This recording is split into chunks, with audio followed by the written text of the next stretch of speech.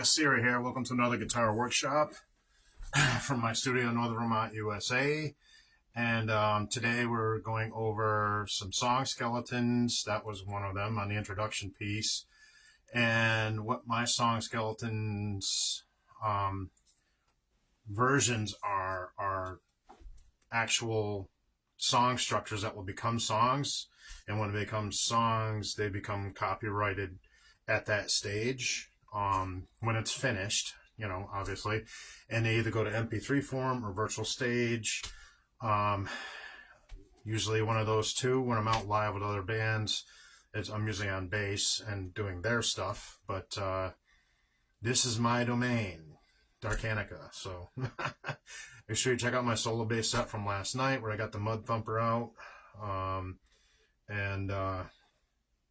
That was really cool. Get some groovy tones out of that instrument, which is just a phenomenal, amazing quality instrument and fun to play. The Vintage Vibe thing with the USA Vintage 2 series, amazing instruments, absolutely outstanding. And so are these. I like Gibson for guitar though, but to each their own on that one. So got the processor out, and not going to be doing a lot of playing around with this. I'm really just going to kind of just stick to one or a few sounds, but what I am going to do is go over my concepts. Make sure I'm tune. And what this piece is going to become is going to be, this is only going to be about an hour long or so, folks, and then I got to head out. But this is going to become a conversion reshare, of course, like all of my video pieces do with my music and everything. My online fans, thank you for joining me this afternoon. Those of you joining it later on, thank you as well. Anyways, what I'm saying is this video piece is going to be titled Mold and Shape Part 2, because I did a Mold and Shape a while ago. If you go back on my Reels folder on my profile or my August Theory page, it's probably easier to reach it through Reels folder.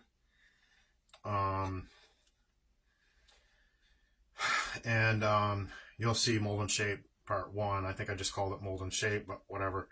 And it's more of the same kind of stuff where I'm working. There's a few different concepts in there, but it's basically the same thing as what I'm doing today, just different, some different material in there and whatnot. So what we're going to do with Mold and Shape on this workshop is we're going to take that song skeleton and we're going to build on it. And this is really where I shine on guitar. Not regurgitating classic standards. I do know about 50 songs on guitar and vocals. I have my set list right down here and my paperwork from past bands and whatnot that I do on everything ranging from Allman Brothers to Stray Cats to Golden Earring to, oh God, I don't know, Driving and Crying, some 90s hard rock stuff. 80s, 70s, spanning from different decades all the way back to 60s, Tommy and the Shandells, and a little bit of soundtrack music. I do a cover of the Goo Goo Dolls cover of a cover. A Million Miles Away. I did post a version of that a while ago. It was just a sit-down session with my other Les Paul. And yeah, so go back and check that out sometime, whatever, at your own convenience. I'm just letting you know what's out there. Also my YouTube channel, Hard Rock Vermont, if you want to check out my YouTube stuff. It's basically the same content you're seeing here, minus some of this stuff I just keep on this platform. Those are the only two platforms I use. For MP3s, it would be Reverb Nation, which would be Bass Lightning 666, and I'm just leaving that. I'm not going to change it. And then there's a SoundCloud, which is August Theory, or my actual name. I think it might be August Theory. If you check on SoundCloud, you'll see different eras of my music between those two websites. for musicians to use. You know, the usual suspects for platforms to use for MP3s. MP3s do not get me nearly as much interaction as this stuff does, you know, so video form, you know. So that's why I do these most of the time. Occasionally I'll do an MP3. Like I did do, I can't remember, it was a couple of years ago it was the last time I did a new MP3. And it should be on, I think it's on my Reverb Nation. Yeah. And yeah, there's a few newer songs on there. SoundCloud's my really old stuff. That's like from my first solo albums on up. I have 5 solo albums that I've mixed, produced, performed all the instruments.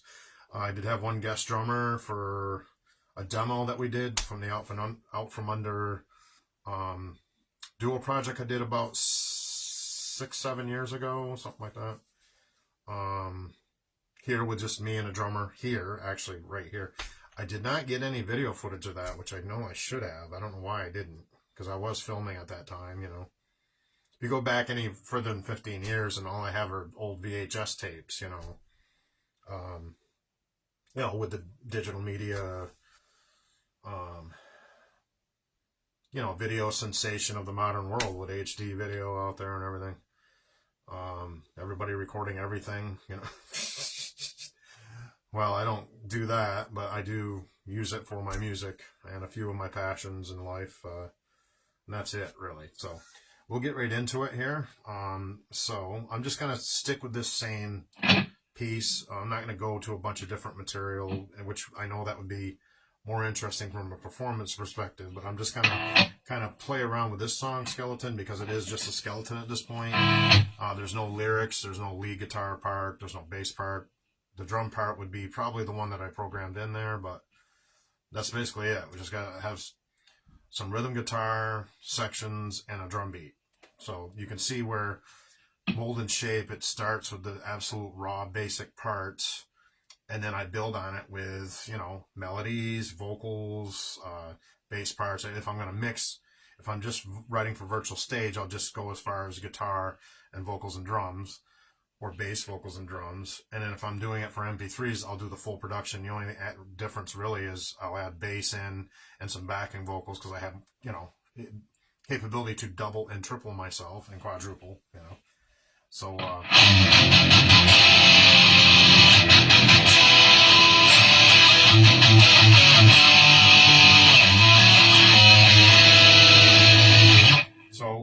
what I'm going to do first, I guess, is with, it's not really an example piece. It's a song skeleton of something that will actually become a song in some way, shape, or form with the phrasing.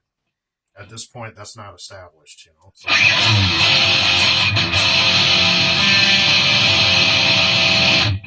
So we'll go, I'm going to put my sample beat back on.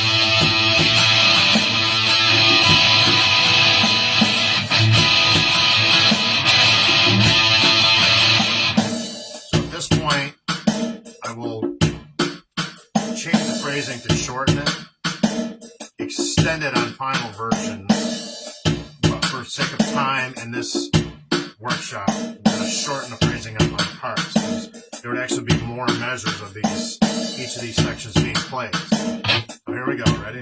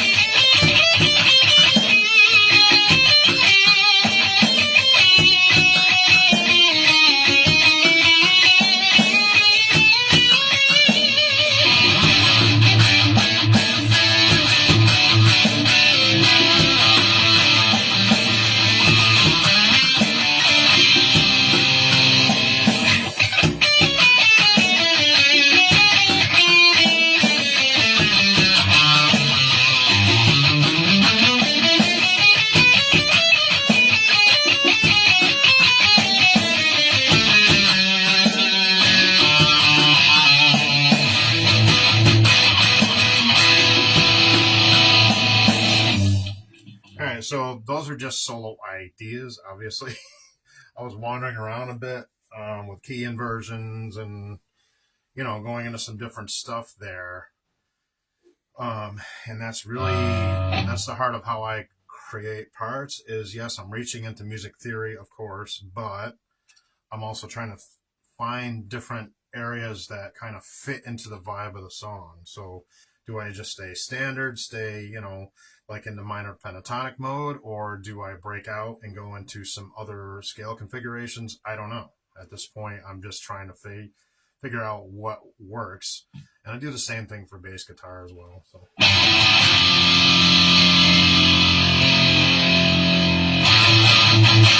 So I'm going to play around in A minor for a minute here.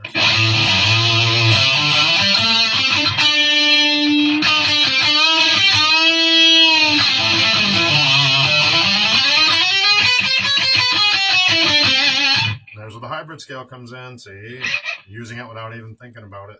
It just comes out.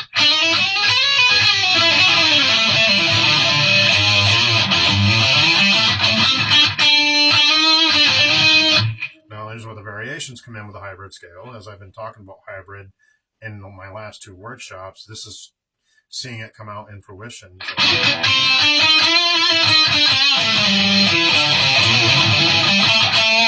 That's very similar to the A minor pentatonic scale. However, there's more notes stacked on the top position. That's really the only difference.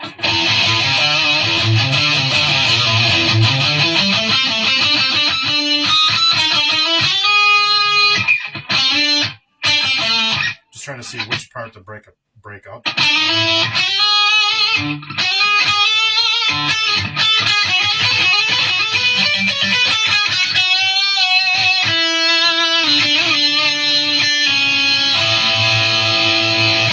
See how you can take that hybrid scale and you can mold it and shape it. This is mold and shape, not just for song creation with phrasing, but also with your solo parts. See, you can do the same concept works, and I do the same exact thing on bass guitar.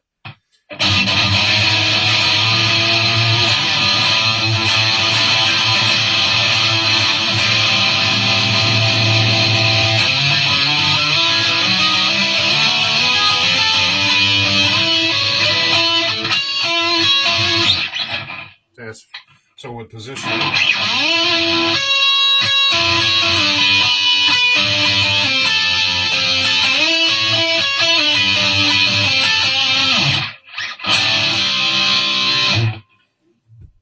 so do some barring and do some, what I call quote unquote safe phrasing, which would be I just stay in positional playing.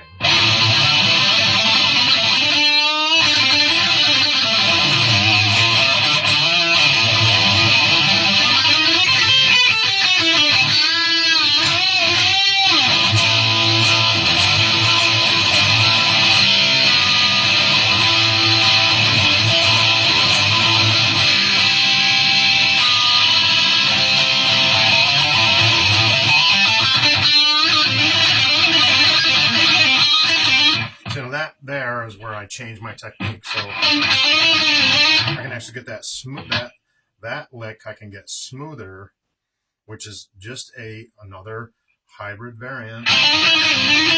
Because here's the hybrid.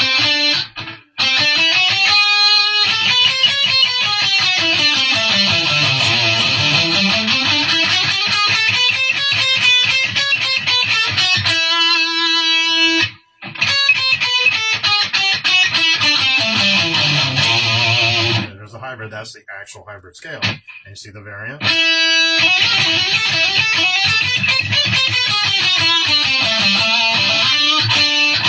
can do some barring.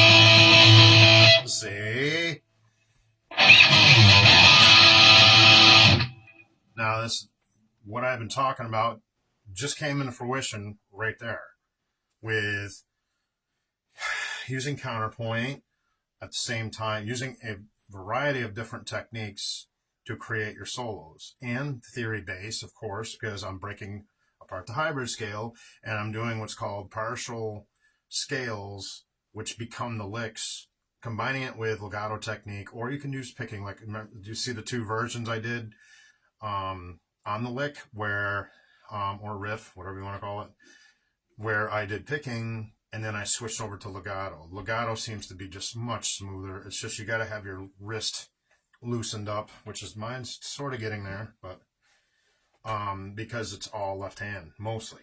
You can see when I do legato, I'm barely picking with this hand. It's all done with your left hand mostly. The same on bass. You know.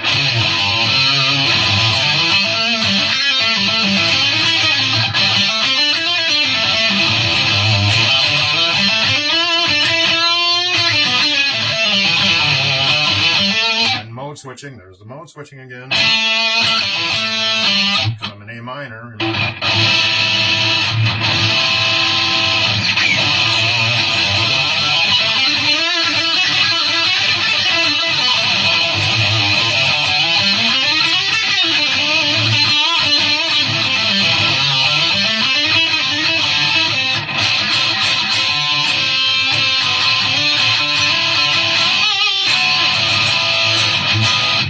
Just trying something. I went into D major there, the D major to the A minor. I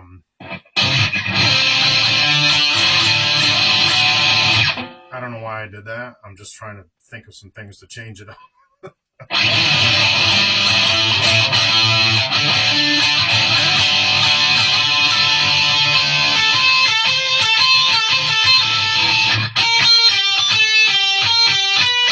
Oh, there we go.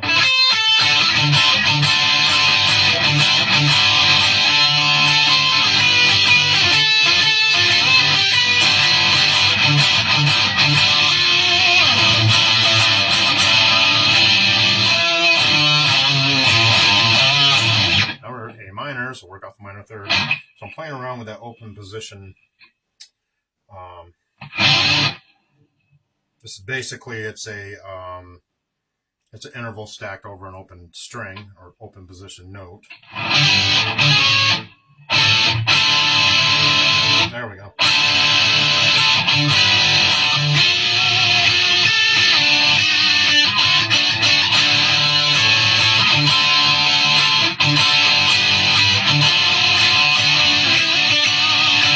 You can do the same thing with a slide, actually. Very similar to slide guitar. Progression stacked, that would work with a slide. I'm not really a slide guitar player, but that's what the idea derives from.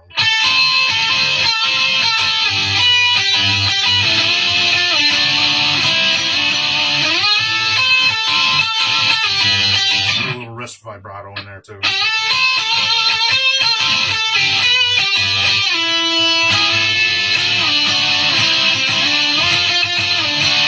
Sounds good if I just go right down to the lower position.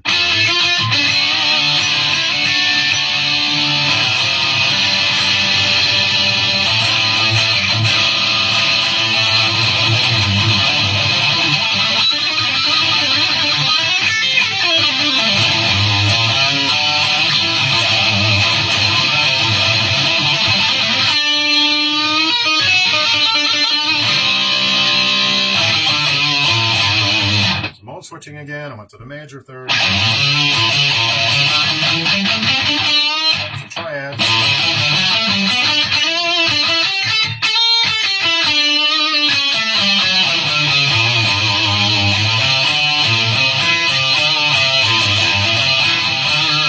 To the minor triad. To the pentatonic. Minor pentatonic.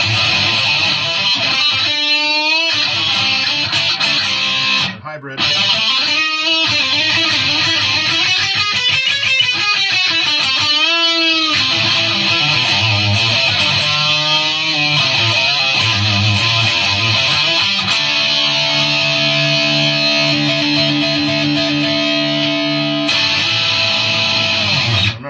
just the guitar solo. That's why I'm staying in the same, it's an A minor. So I'm just extending it because I'm working on parts. In the song, it would be a shorter, you know. So then after the guitar solo, say this is the end of it. I haven't selected a part for that, but I will put together something from the examples I just played there for scratch tracks, or in other words, if I was recording in the studio, I'm probably going to write this for virtual stage. So there's still scratch tracks, just not ones I'm going to record, the ones I'm actually going to perform in the piece when I do my next virtual stage or something like that, you know. So from the song Skeleton, that's where it all begins, you know.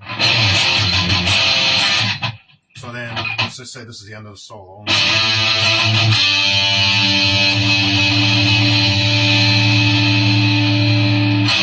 Maybe a little breakdown.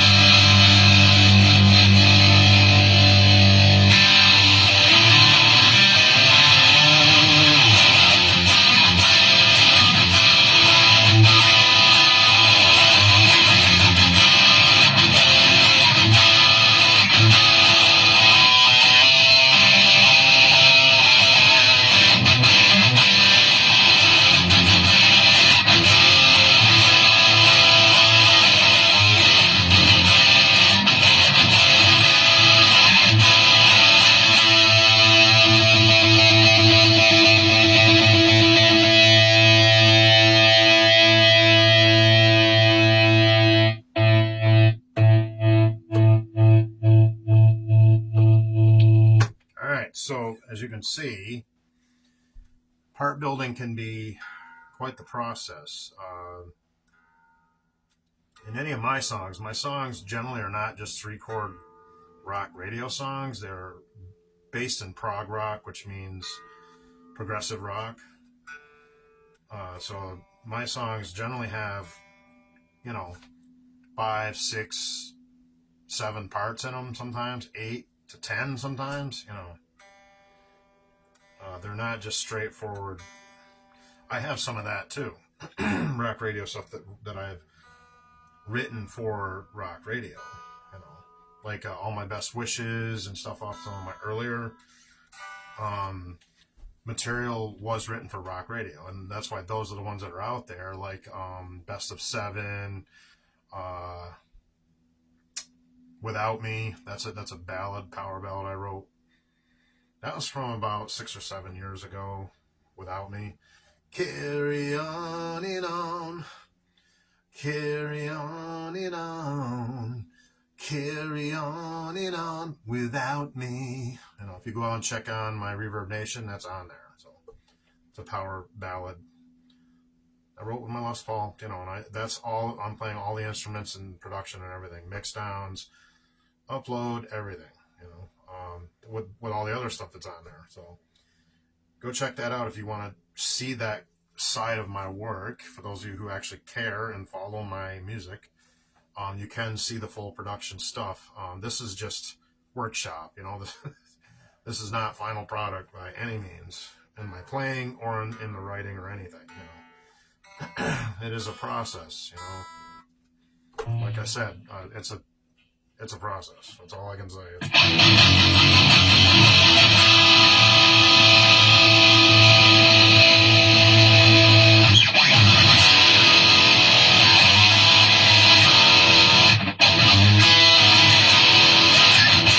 And then what I can do is I could also write the solo in a different key, so I can try some scratch tracks ideas with a different key. You know, there's no concrete, you know, stuff right at this point, and in this stage of my writing, anything can change at any given time. But just as long as when you do have your decision on the phrasing and the parts, that you cement them. That's the biggest thing. It doesn't matter the journey you take to get there. You know what I'm saying? As long as when you get there, you cement it and you get it solid, nail it solid, because that's what gives you your phrasing for performing it. You know, and that's kind of like with any music, you know. So it's the same difference here, or you know, it's the same thing here. You know,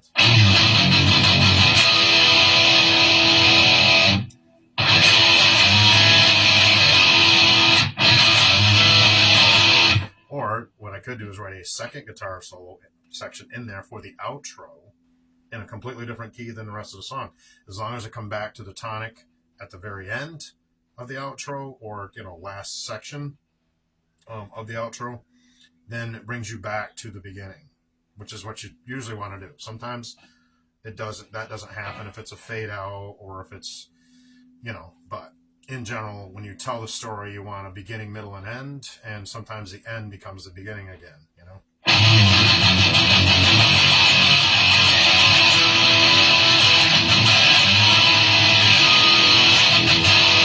So if I'm going from...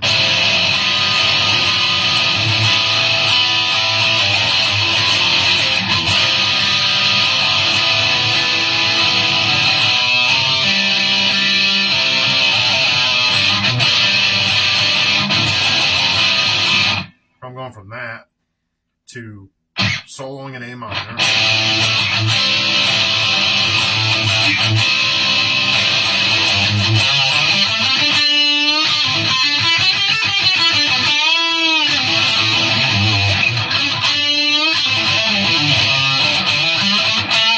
Yeah, it works better than a pull off in the open position.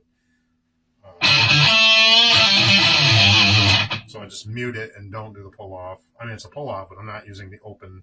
I use the open position in the middle of it. I don't want to do that.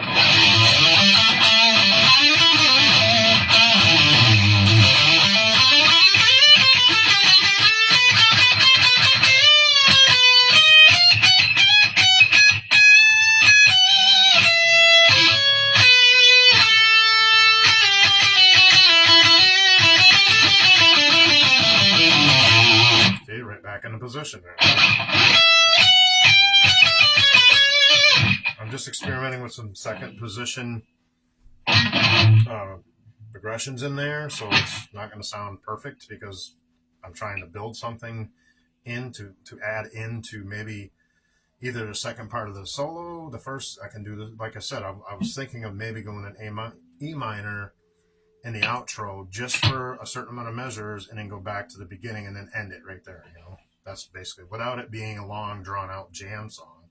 I'm not a jam band person, you know, although my virtual stage material tends to be way longer than any rock radio stuff that I'll write in the 3 and 4 minute songs. What am I doing here? Hit the chord.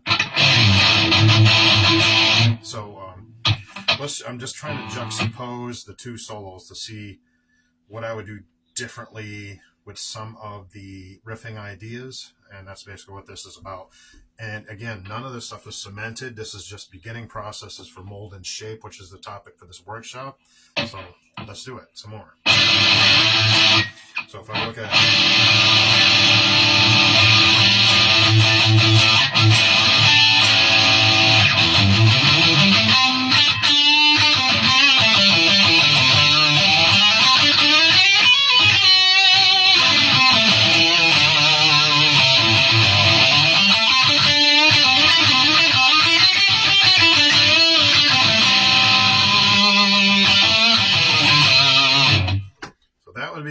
a nice progression as well.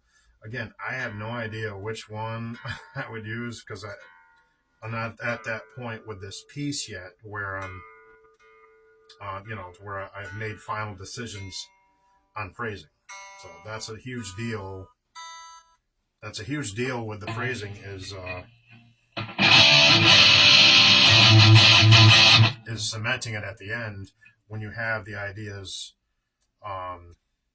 for the parts, the phrasing, and any type of solo riffs, scales, chords, any of the progressions, in the scales, variations or actual scales or whatever.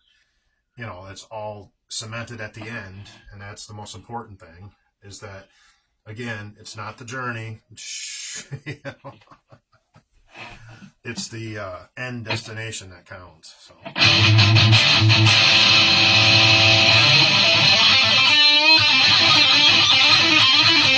It just sounds smoother with legato instead of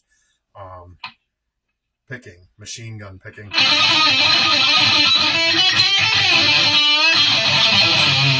That sounds good too, but.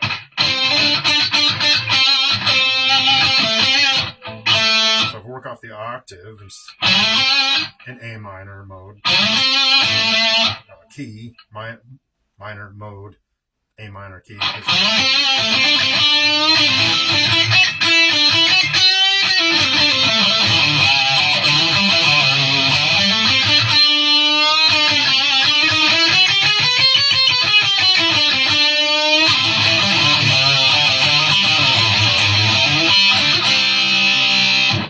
Perfect. That's another great idea right there for a solo section.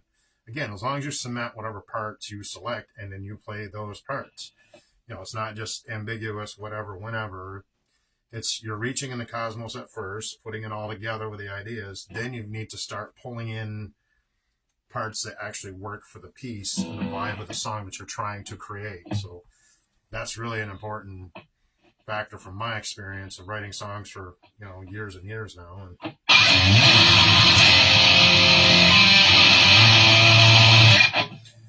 all right, so now I'm going to noodle around with a possible second solo in E major. And that would just be a shorter solo. So even though I may play the phrasing longer, the solo in the actual piece of music would be shorter in the outro section, because it's really just bringing you to the end of the journey of the song.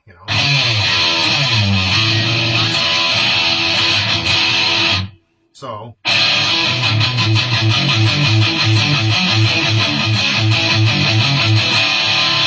don't know why I did that. I just love doing that. So.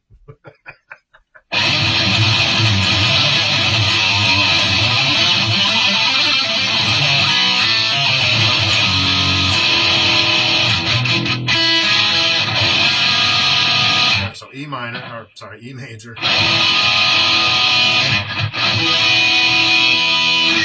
Not E minor.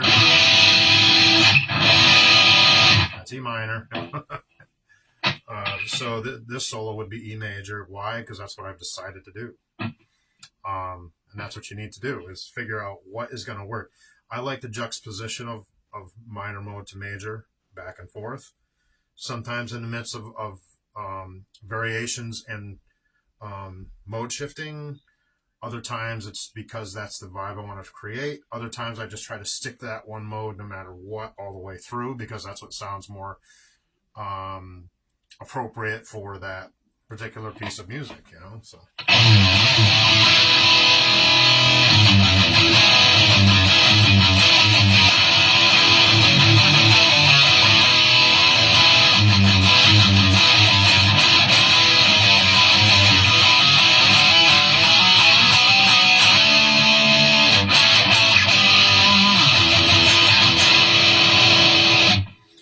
let's do it. E major. So going again, I'm going to play through just a few measures of the bass, the tonic, which is A minor. Sorry, that's a solo. F minor. So that would be just using open position F minor. So it's really major minor free just on that one chord. But, you know, for sake of there's F minor to F major. But I'm using the open position notes on the top position of that chord to give that chiming effect that I do. You guys hear me do all the time. I love it. All right, so let's do let's just try something in E major.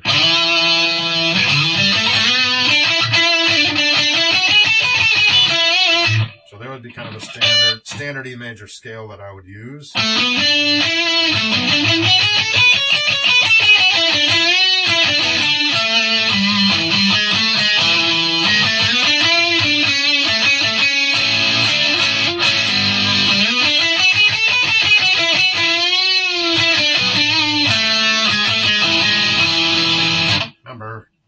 Major, so major third. You know, I did play a minor third in there too. It was just for sake of creating something different. So, mode shifting is great, but just only use it in the appropriate spots and if it's appropriate at all. So most of the time, my music it is. So.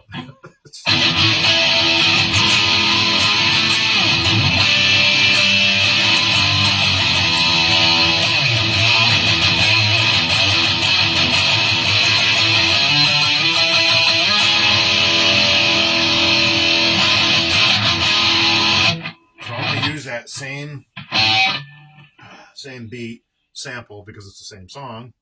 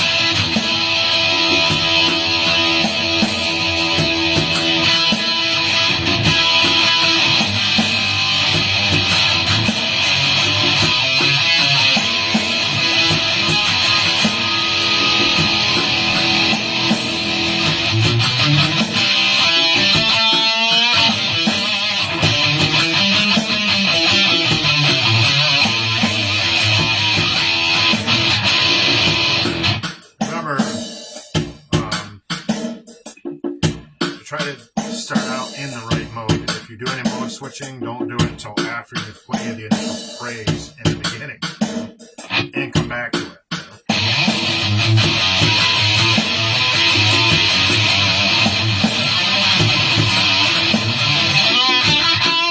Alright, so we'll just start it out as though I would do it at the outro. Let's say we're in the outro section towards the end of the song.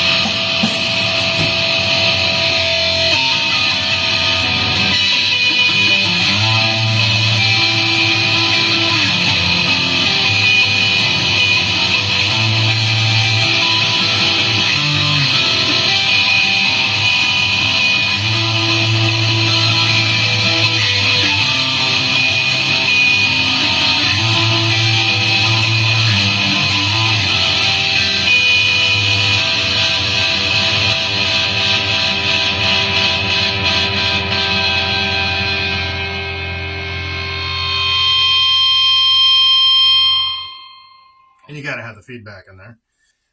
So as you can see, voila,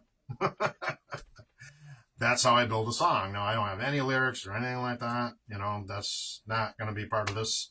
It's really just guitar workshop, you know, so the guitar stuff on this.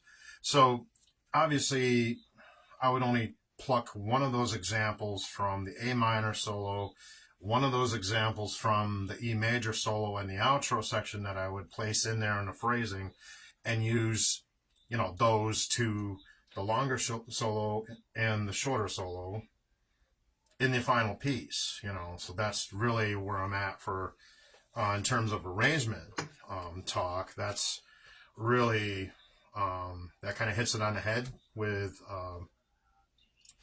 really, this is how I do it, folks. I mean, it's not like it's some kind of deep dark secret. I mean, it's just practice, learn music theory, apply it to your playing, learn techniques, apply it to your playing.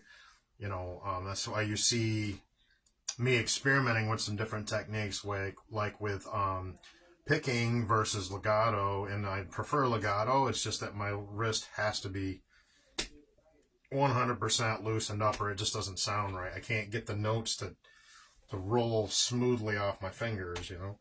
So that's really why I, you know, you did a warm-up period, you know, but I think legato technique works the best for a lot of different solos. That's why I try to use it as much as possible. Not always. It doesn't always have the effect that I want, and then I don't apply that technique when it's not necessary. So, you know, basically that's it. So in the midst of